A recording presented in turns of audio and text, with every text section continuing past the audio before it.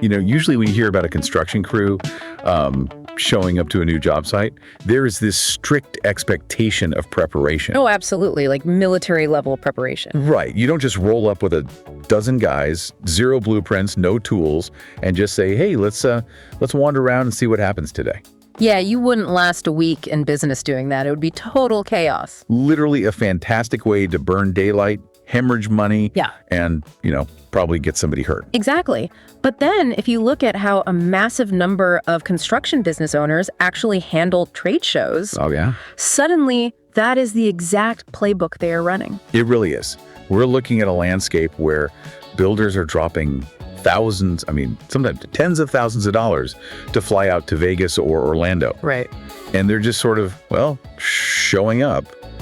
Up to 70% of contractors are attending these massive industry events without a single strategy in place. Which basically turns a potential gold mine into the absolute definition of a sunk cost. Totally. It's why attending trade shows is so often viewed by contractors as this painful penalty rather than a real revenue generator. Yeah, and we have to acknowledge the reality of the people we're talking about here. If you are a construction business owner, you are exhausted. Oh, 100%. You're constantly putting out fires. Right. Your phone is ringing at 6 a.m. with a concrete pour issue, or your superintendent is fighting with a sub, and taking 3 days off to walk around a convention center feels like a punishment. Yeah, it feels like a distraction from the real work. Exactly. So today, our mission for this deep dive is to unpack the 7-figure blueprint. We really need to figure out how to transform that passive, costly networking mixer into an aggressive, data-driven revenue engine. I love that. Data-driven revenue engine. But I guess my first question is, why are so many brilliant, meticulous builders treating these high-stakes events like a casual happy hour? Well, the root of it is really a psychological disconnect based on the environment. Okay, how so? So when a builder is on a job site, they are the undisputed master of that domain, right? They control the variables, they know the exact sequence of operations. Sure, they're in their element. Exactly. But a trade show floor, that is just sensory overload. It's loud, it's crowded, there are flashing lights everywhere, and everyone wants something from you. Yeah, it's a lot. And when human beings face that kind of unstructured chaos without a framework, our default behavior is to retreat to comfort. Which means doing what, exactly? Which means we grab a bad cup of coffee, walk the aisles aimlessly, and just kind of hope we bump into someone useful. But, hope is a terrible business strategy. It's the worst business strategy. You cannot salvage a badly planned event once you are physically stand on that expo floor. Right. The real work, like the heavy lifting that actually dictates your ROI, that has to happen long before the venue doors even open. Okay, so I want to break down what that heavy lifting actually looks like, because shifting the mindset from just, surviving the trip to treating the event like a targeted mission that requires a totally different set of muscles. It really does. So if the preparation doesn't start at the baggage claim, where does it start? It starts by forcing yourself to set concrete, measurable goals before you even authorize the credit card for the hotel. Okay, like what kind of goals? Well, you need a baseline target that dictates your behavior. The blueprint we are examining suggests aiming for either 50+ qualified leads or 5 new, highly serious partnership discussions per event. Just 5? Yeah, 5 really solid ones. And setting this target is non-negotiable because according to Smart Business Automator's Market Intelligence Report, over 60% of contractors attend trade shows with absolutely no clear return on investment strategy. Wow, over 60%. Yeah. They are simply going because they feel like they have to. That statistic is staggering, just flying blind. Yeah. But I want to challenge those dual goals for a second. 50 qualified leads or 5 partnership discussions. If I'm the one walking that floor, I can't really split my personality. Right, you have to focus. Yeah, you have to choose an approach. Is it really better to hustle around trying to scan badges, collecting 50 lukewarm leads? Or should I just ignore the crowds and put all my focus into hunting down those 5 rock-solid partnership discussions? Well, the strategy you choose depends entirely on your specific growth phase. But the underlying mechanism of success here is that quality has to trump quantity. Makes sense. Think about it. If you are a specialized, heavy civil contractor doing massive earthworks, 50 random leads might be entirely useless. Because they can't afford you. Exactly. If none of those people have the commercial budget for your services, it's a waste of time. If you cast a wide net, you just catch a lot of garbage. Right, because I'd imagine the hardest part of networking isn't finding people to talk to. It's gracefully exiting conversations with people who are never going to hire you. Oh, absolutely. Getting out of those conversations so you can go find the ones who will hire you. That's the real skill. Yeah. In that specialized scenario, you treat your pre-show networking like a highly targeted strike list. Strike list, okay. Yeah, you use pre-show intelligence, scrubbing the attendee lists, researching the exhibitors, looking at who is speaking on the panels. To find the key decision makers. Exactly. You figure out who they are, you map out exactly where they will be, and you coordinate those meetings weeks in advance. You aren't wandering, you are spearfishing. So instead of just crossing your fingers and hoping you bump into the VP of development for a major real estate firm at the hotel bar. Right. You already know they're speaking in room B at 2 o'clock. And you are waiting outside that specific door. And you already know what their current pain points are because you researched their latest acquisitions before you even left your office. Okay, but getting them to stop and talk to you is really only half the battle. Because if you capture their attention and then simply hand them like a standard glossy brochure. Oh, please don't do that. I mean, to me, that is basically like handing someone a business card that is pre-addressed to the nearest hotel trash can. That's exactly what it is. It's the fastest way to become instantly forgettable. Yeah. Because you are competing with over 100 other booths, all equipped with neon signs and free swag. You have to move far beyond the brochure and craft an irresistible booth experience. What does that actually look like, though? That means displaying a crystal clear value proposition, having rapid lead capture systems so you aren't fumbling with paper forms, and, most importantly, deploying interactive demos that force people to stop walking. Now, here is where the mechanics get a little tricky for our audience. Okay. If I'm a software company, creating an interactive demo is easy. I just put a sleek iPad on a stand. Sure. But if my company pours thousands of tons of concrete or builds suspension bridges, I can't exactly park a bulldozer in a Marriott ballroom. No, definitely not. So how does a heavy construction firm create an experiential demo?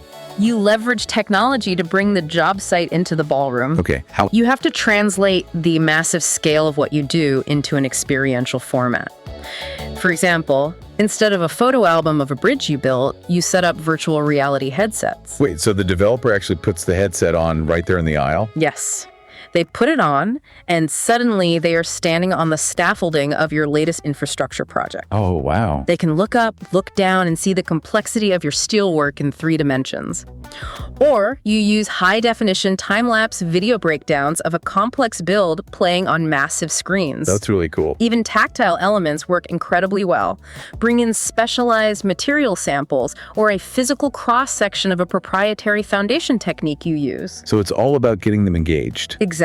The mechanism here is engagement.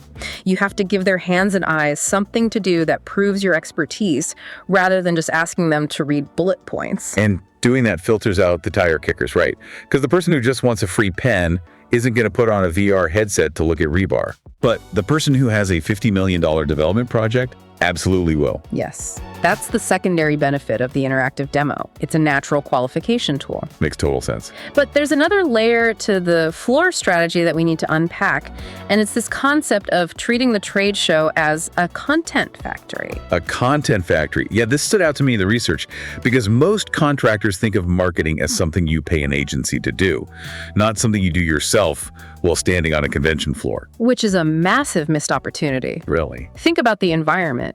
You are in a room surrounded by industry leaders, strategic partners, and cutting-edge technology for 3 days. The energy is super high. Very high. You need to plan to capture interviews, take high-quality photos, and shoot video right there on the floor. But how do you practically do that without it being a chaotic mess? Like, you can't just stick an iPhone in a developer's face while a forklift demonstration is happening 10 feet away. No, you treat it like a micro-production. You bring a decent wireless microphone that cuts out background noise. You pull partners aside to a slightly quieter corner of your booth and ask them 3 specific industry-relevant questions. Oh, okay. Keep it focused. Very focused. If you do this systematically, you can generate 10 to 15 pieces of evergreen content from a single weekend.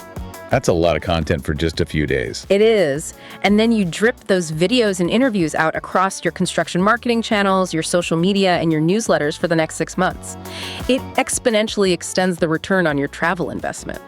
Okay, let's walk through the timeline of a successful interaction based on this blueprint. Sure. You did the pre-show intelligence, you set up the VR headsets at your booth, you filmed 3 great pieces of content, you had a phenomenal 20-minute conversation with that massive commercial developer, and you captured their contact info digitally. A perfect weekend. Right. So the show ends on Sunday. You fly home. Monday morning, you are hit with a mountain of site emergencies. If you wait until things calm down on Thursday to finally email that developer, what happens? The lead is dead. Just like that. Just like that. Yeah. The energy of the show has entirely dissipated. They have flown back to their own mountain of emergencies, and they have forgotten the nuance of your conversation. Wow. This is the hinge point of the entire 7-figure blueprint. It's the critical, non-negotiable importance of the immediate follow-up. How fast is immediate in this context? Because, contractors are already stretched incredibly thin. The window is shockingly narrow. Smart Business Automator's Market Intelligence Report points out a definitive rule here. Okay, what is it? Leads that are contacted within 48 hours are 9 times more likely to convert. 9 times. Wait, 9 times. That is the literal difference between landing a multi-million-dollar contract and having wasted 3 days of your life on a plane ticket. Exactly. But here is the friction point.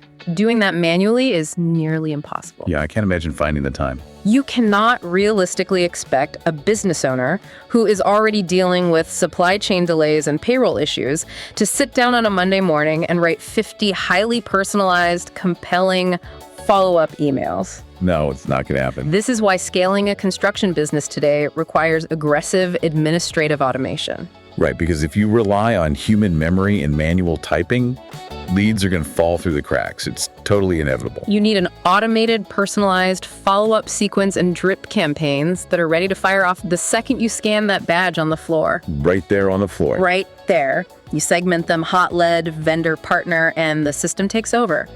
I want to spend some time exploring the mechanics of this automation. Yeah.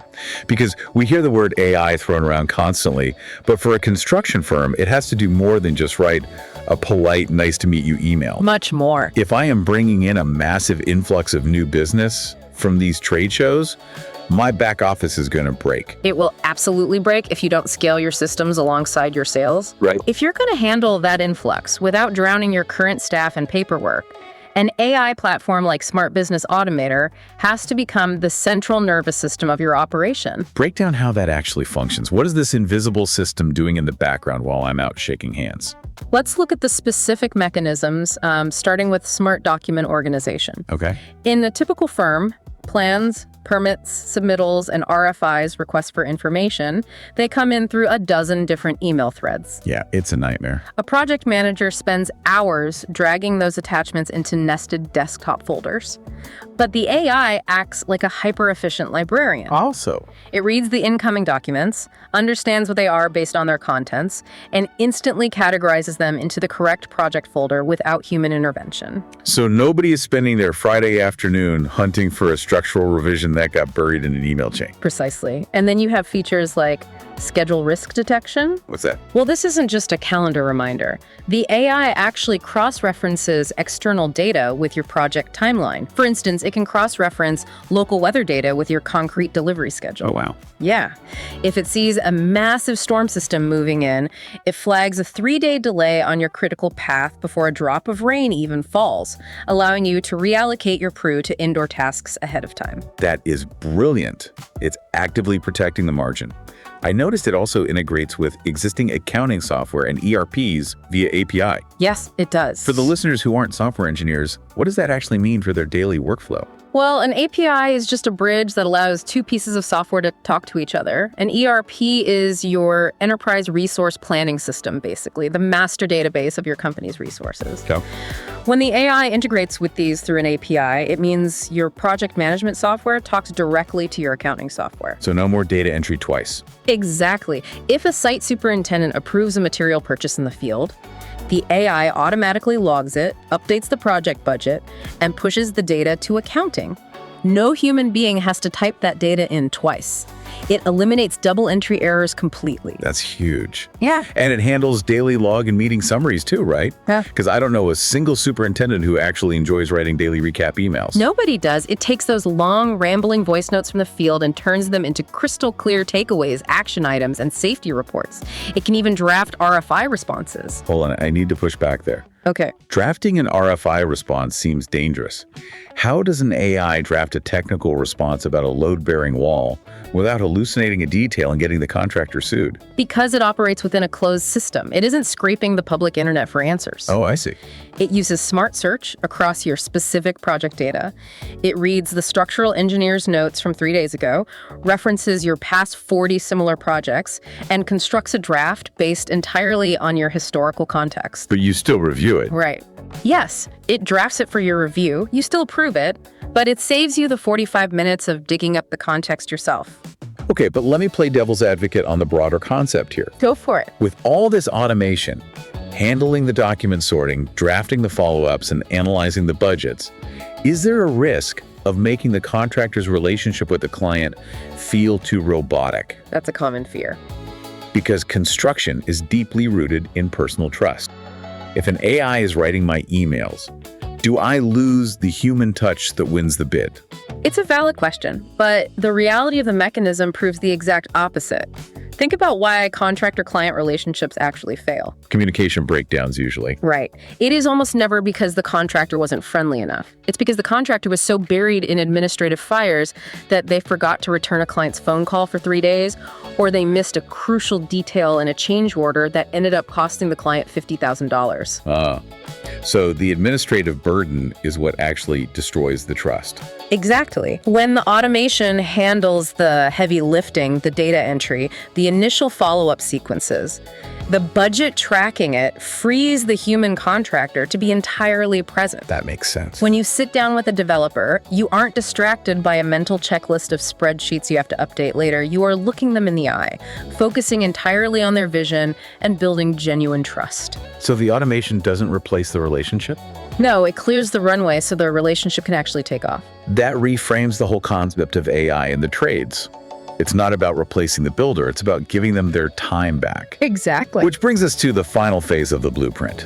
We've optimized the trade show, we've automated the follow-up, and we've scaled the back office. Now we have to prove the financial worth of the event. The most important part. We have to justify the expense to the CFO, or, to ourselves. How do we measure this $1 million ROI? You transition from hoping the event was successful to demanding mathematical proof. You implement systems to track the exact origin of your revenue. You measure lead conversion rates that are specifically tagged to that single trade show in your CRM. The benchmark goal you should aggressively aim for is achieving a 3x return on your total event investment within 6 months. All right, I have to stop you there. I am going to challenge that 6-month timeline because I know anyone in commercial construction is screaming at their dashboard right now. Yeah, I know. Sales cycles and project life cycles in this industry can take years. Getting a skyscraper out of the ground or getting a highway approved takes forever. True. You cannot pay your crew with booked pipeline value. If my CFO sees a massive software bill and a $50,000 Vegas expense report, and I'm handing them leading indicators instead of cash, I'm getting fired. Is 6 months just entirely too aggressive? If you are measuring fully realized cash-in-the-bank revenue from a completed closeout project, then yes, 6 months is a physical impossibility in commercial construction. Right. But that is a lagging indicator. If you wait 3 years to decide if a trade show was profitable, your feedback loop is dead. That's a fair point. You have to measure the health of the pipeline as a leading indicator, because pipeline health directly impacts your current borrowing power, your ability to secure bonds, and how you allocate your estimators today. So you are measuring the booked value of contracts signed, the pre-construction consulting fees secured, or maybe the projected value of a formalized strategic alliance. Yes. And to do that accurately without lying to yourself, you need immense granular clarity on your margins. If you don't know your numbers, you can't measure your ROI. Yeah, you have to track it all. And maintaining that level of visibility into project health and budget variances to ensure long-term profitability is exactly the kind of strategic overview highlighted in Smart Business Automator's Market Intelligence Report. Got it. Within 6 months that the seeds have taken root, and you can project the cash flow accurately. So it's really about trusting the math of the long game. You are nurturing immediate connections into referral networks that might generate millions in revenue 3, 4, or 5 years down the line. But because your tracking systems are dialed in, you don't have to guess if the trip is worth it.